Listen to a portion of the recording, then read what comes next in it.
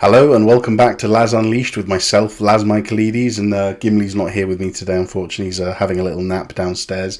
But today is going to be my review of Amazon Prime's Fallout TV series, which I just finished yesterday evening. My overall quick thoughts on the show are that it was really, really enjoyable, really good. I thought from the very start it was really engaging, really brought me into it. And that's me not being a fan of the Fallout games. That's not saying I don't like them. I just haven't played enough of them to, or for enough amount of time to definitively and characteristically say that, oh yeah, that was so good, like the show, like the game, and that was really reminded me, and they got this part perfect from the game. So I haven't exactly got enough experience from playing Fallout. I played Fallout 4 for a good 20 or so hours, and I just haven't carried on with it yet because I had a playthrough of Skyrim a few years ago where I completed the game. Like, I did every mission available, went everywhere I could have gone, and it was honestly one of the best gaming experiences of my life. And I very quickly after that moved on to Fallout 4. And it was so different. It was very similar in a lot of ways. I'm sure many fans of the Fallout games will know, but it was very different to Skyrim. And so, having just come from that Skyrim experience, I couldn't really give Fallout 4 as much attention as it deserved and as I needed to give it. So, funnily enough, I'm downloading it now on the Xbox. So, this is what the show's done. It's kind of made me want to get involved and play the Fallout games again. So, first things first, with the show, where should we go first? Let's talk about the characters. The storylines and the characters I thought were really interesting, and I love the vast array of characters we got. Let's take a look at the three main characters. We've got Lucy, who is a perfect girl. You know, she is ruled by her heart. She does what she believes to be right because she's been brought up that way, or so it would seem. Her flaw is that she's naive. She doesn't know any better. She takes things on face value without sort of thinking a bit further. Then you've got Maximus, who is essentially a flawed young man. Now, his flaw is wanting, I suppose you could say it was wanting achievements before he'd earned them. So we saw this, when he left Titus. Spoiler alert, as usual. I should have said it at the start, but this will contain spoilers for the show. When he left Titus to die in the suit, we know his job as a squire would definitely have been to have supported the knight and to try and get him back into fighting shape, but he didn't. He wanted the suit, and I think there was an element of him that thought that Titus probably didn't deserve the suit, so he went after that and he got the suit. On top of that, what other flaws did he have? Even things like messing around with his new squire, we just kind of see this immaturity in him that I thought really lent it to him as a character, because he is flawed. And I love this when we see in movies and TV shows. I hate it when we have this character that's perfect and there's nothing wrong with them, because how can you identify with them? We all have flaws. Every human has flaws. We have imperfections, and this is what makes us so special. So I think when we find characters like Maximus, who from the moment we see them, we know that they have a flaw and that there's something wrong with them, something that we might not necessarily align with. I love it, because then we can see their development and their journey and how they adapt to situations morally and, in principle. And then the third character was the Ghoul, with the amazing performance by Walton Goggins, which was just fantastic. And he was actually probably my favourite character because he had a really, really cool backstory. But I love the storylines, and the reason I love the storylines is because when you have a story that is too convoluted and you've got too many threads going on everywhere, your attention needs to be on them, because you need to follow where the story's going and who's done this and who's done that. I suppose think Game of Thrones, okay? There's loads of storylines. But what happens when you convolute them is that it means that there is not enough of the audience's energy streamed into thinking about the characters' development and the characters, how they change and their backstories, and what makes it interesting that they're here now and doing what they're doing. But with a simple story like we got in season 1 of Fallout, which was just simple, follow the head. Follow the head of I can't remember what he's called, but the gentleman who's was in Lost. He played Benjamin Linus in Lost. Unfortunately, that's the only thing I know him as. But his head, that was the story. Follow the head. Everyone needs this head because this head's got something in it that we need. Because that story was so simple, it then made all the other aspects so interesting. And what I mean other aspects is I mean Lucy's journey. Because if we'd had a convoluted storyline with things going on everywhere, I don't know if I'd have cared that much about Lucy and how she as a character progressed. But because the story was so simple, so straightforward, and not twists and turns everywhere, it means we get to resonate more with Lucy. And the other example that this works well with is the Ghoul, because we basically, we got loads of his backstory, and I thought it was really fascinating, especially seeing his relationship with Vault-Tec and, obviously his wife working for them, him being party to the conversations they were having, not so much being party to it, but listening in, because he did his the recording device that he hooked up with his wife's Pip-Boy thing, and because of that, this all made it this all came as welcomed viewing for the audiences, because we know the story. I feel like when you think about a show like Game of Thrones, and this isn't a criticism of Game of Thrones at all, I love that show, but the character development almost matters less. You don't really care about the morals and the development of Littlefinger, let's say, because he's involved in so many storylines that when he pops up, you're not wondering, oh, I wonder where his moral compass is today. You're thinking, right, who's he going to talk to now? Who's he going to, scheme with, next? So in that same vein, because the story of Fallout was so simple, it just made the Ghoul's backstory and all the flashbacks we got so interesting, because we still wanted to know where he came from and how he got to be in the position he was in. So yeah, and I thought that was a fantastic aspect of it. What else did I like? I thought, let's talk about visuals. Visually, it was really, really good. I have to say, I've seen people online that disagree with me. I didn't think the CGI was amazing. I thought it was very good, but I didn't think it was amazing. And I've come away from people, you saw my maybe some of you saw my Masters of the Air review, and I thought that CGI was, for the most part, pretty good. But I've seen it slated online. And for me, I thought the CGI in Fallout, for the most part, was pretty good. But online, they loved it. So I'm kind of thinking, well, maybe it's just my opinion on CGI. Maybe I like maybe I like it to look a certain way. But I didn't think it was outstanding. I didn't think everything was perfect. I remember seeing one of the shots where the monster kind of came out of the lake, and I thought, oh, that was a little dodgy. I didn't think that was great. But everything else, cinematography wise, again, most of the CGI, costumes, the special effects, all of the blood and the violence was crazy, especially when he chopped off her finger. I thought that was a really remarkable. It was quite a shocking show in that sense, wasn't it? They did not leave out any violence because they thought it would have been too much. They just went full scale with it, and I like it. I like a show that doesn't hold back, and you kind of see the real aspects of reality and how things are. But yeah, visually just incredible, and even there's a lot of green screen used, but I think even some of the, I don't know what you want to call it, even the art that was put onto the green screen looked phenomenal as well. And it really, even from the 20 hours I've played of Fallout 4, it really kind of evoked that sense of desperation and hopelessness in this land around. So I thought that was really nicely done. Another thing I wanted to talk about was the humour. I found it really quite funny.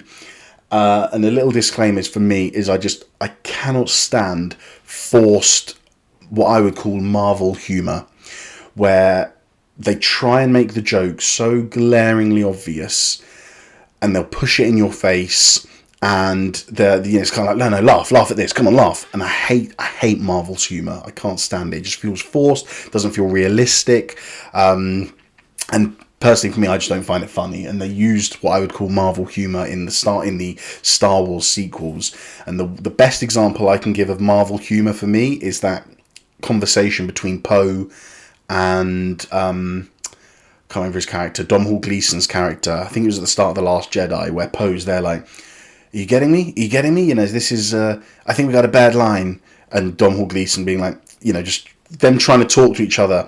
I couldn't stand it. I almost walked out of The Last Jedi just for that. But that's the sort of thing I call Marvel humour. Just not funny at all. I can't stand it. Anyway, rant over. This humour I thought was really good because it was tasteful yet subtle.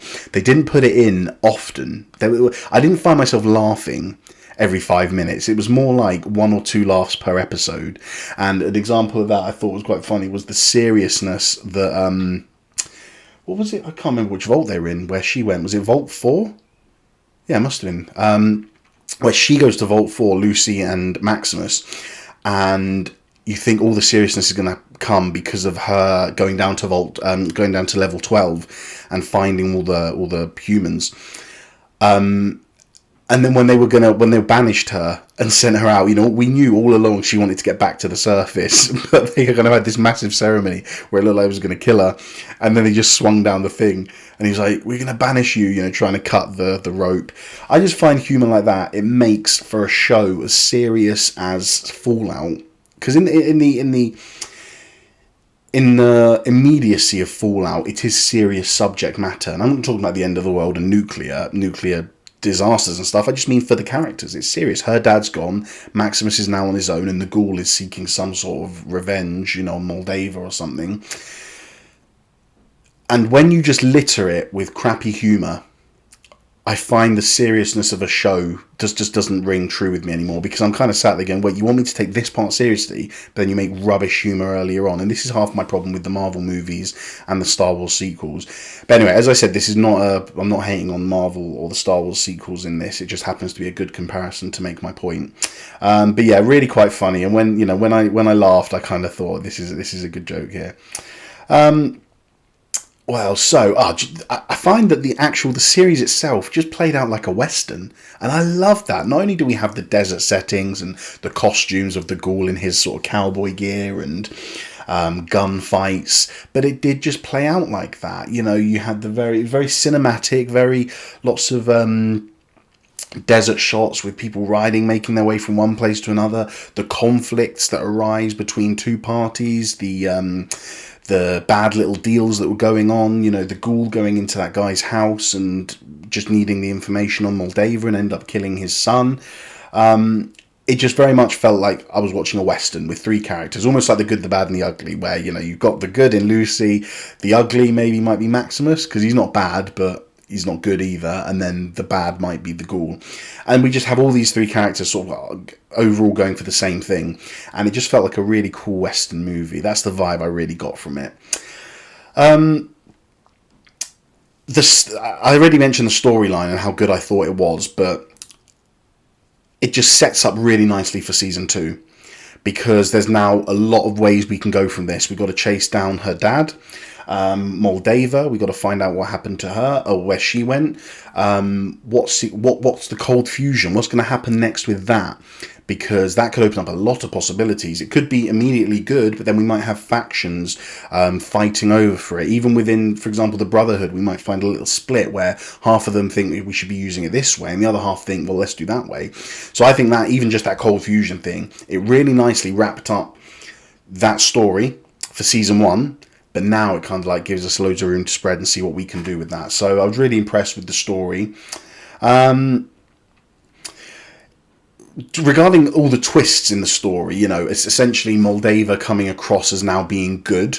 We've kind of questioned throughout, well, for most of the season, we've kind of questioned, right, she's the villain. We know what she did in Lucy's vault at the start. We know she's being worshipped by this odd cult, the Vault 4, I think it was. We just associate Moldava with all this bad stuff, but whereas in fact we find that her motivation was actually good. I think you could say, there might be some darker stuff behind it that we're yet to find out, but ultimately her motivation was good. She wanted to bring limitless energy to the people on the surface, and that was one of the twists that I enjoyed.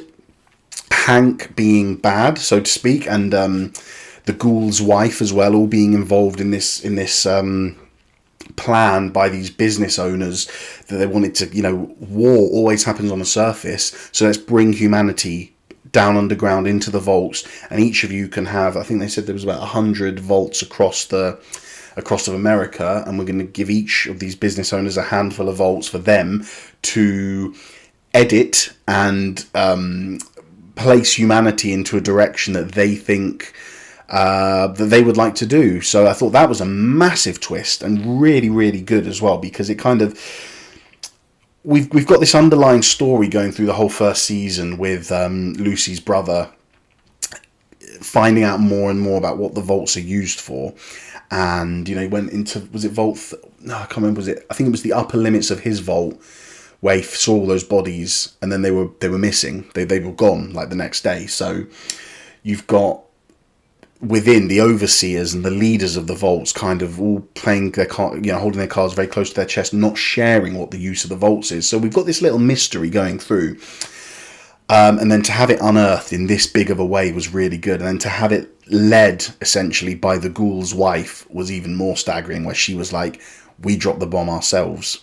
And I thought that was a really, really cool part of the show, and a really great reveal for the final episode, which I thought was great.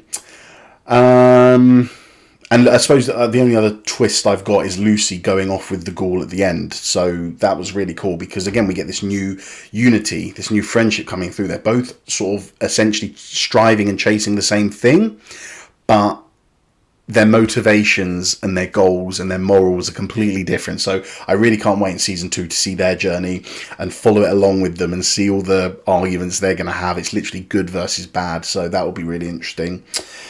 Talking about her brother's observing the vault and finding out what he wanted to know about it, I thought one aspect of the show, as well as the violence and the humour, I thought they did really well, was the horror of it. And I found it to be quite scary in places.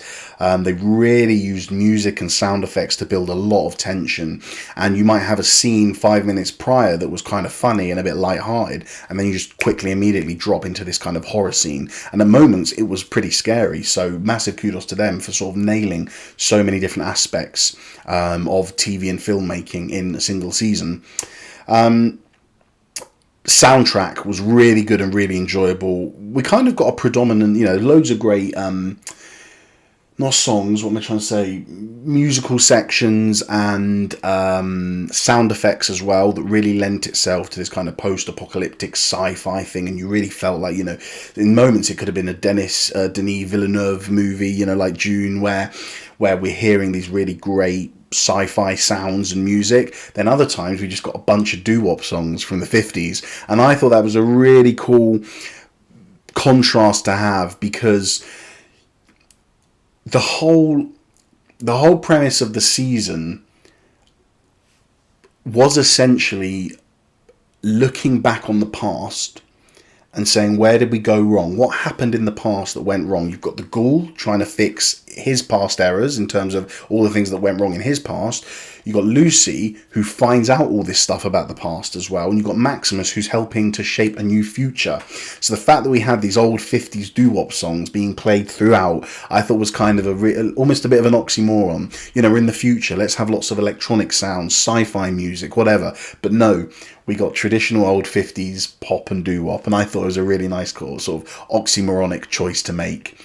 And I think that is all of the points I've got, just in terms of that I wanted to talk about. But other than that, I thoroughly enjoyed it. I thought the pacing was kind of good, or it was really good actually. There was just a few episodes where we kind of stayed in the vault too long. When she was in Vault 4, that again, I don't want to be mean and say it dragged on, but I was just kind of like, come on, let's see what the ghoul's doing now, or let's go and back to her original vault. I'm refraining from saying Vault 31 as her original vault, because there's this little seed of doubt in my mind that I don't remember it, and maybe 33 was her original vault. So I just don't want to get it wrong, so I'm not saying it outright. But Lucy's original vault, I wanted to go back and see what they were doing, how things had changed for them. But I really enjoyed the show. I'm very excited for season 2. It is probably one of the best shows Amazon's put out. I love the violence. It really reminded me of The Boys, which obviously is another Amazon show. Just how it didn't hold back in any aspect, be it, swearing, violence. I mean, there wasn't any, if I remember, sex or nudity in in Fallout. But all these, this is what The Boys was about. When it first came out, I was just so shocked at how open and free they were with everything. But do you know what? I loved it. And I do love The Boys, and this has taken the same steps. It's been like, you know what, we don't care if this is an 18, and it means that fewer people are going to be able to see it. It doesn't matter, because we've got a story to tell, and we want to tell it in this way. So I really enjoyed that. Don't think there's anything else left to say other than I'd take more episodes next season. So if they moved it to 10, that would be really cool. Again, just purely because I wanted to watch more of it. So I think I've read online people want to see more mutants next time. They want to see more super mutants, which we might do, because if Lucy and the Ghoul are now travelling across America to go to a certain place and to go and find her dad or find Moldava or whatever, if they're going to do that, we're going to see a lot more of the surface, because a lot of this season was based in the vaults. So if we see a lot more of the surface, that should mean a lot more monsters, creatures and mutants, which I think a lot of people want to see. So ultimately, I've got to think about how I rate this, and I haven't done a rate. I mean, for my ratings, 10 is perfect, 9 is outstanding, 8 is brilliant, and 7, I suppose I'd call it very good / great. So I'm kind of sitting between a 7 and an 8, because I think it was brilliant. So that's it. There you go. There's my rating. So I'm going to give it an 8 out of 10 because it was brilliant, really enjoyable, and I'd watch it again. There are some series where I've done that season, I'm like, right, well, it was good, I'll wait for the next one. But now I want to go and watch it with my wife and say, okay, come and watch this, because season 2 is going to come in a year and I want to watch it together. So yeah, an 8 out of 10. It was brilliant, really good, really enjoyable, engaging, scary, funny, thrilling, and yeah, I think they're all the adjectives I can give to it. But really, yeah, really enjoyed it. So anyone watching, let me know in the comments how you enjoyed it, if you thought it was a good show. What are you looking for in season 2? And yeah, so make sure you like this video and hit subscribe to stay up with any new content I have. Take care, and I'll see you very, very soon.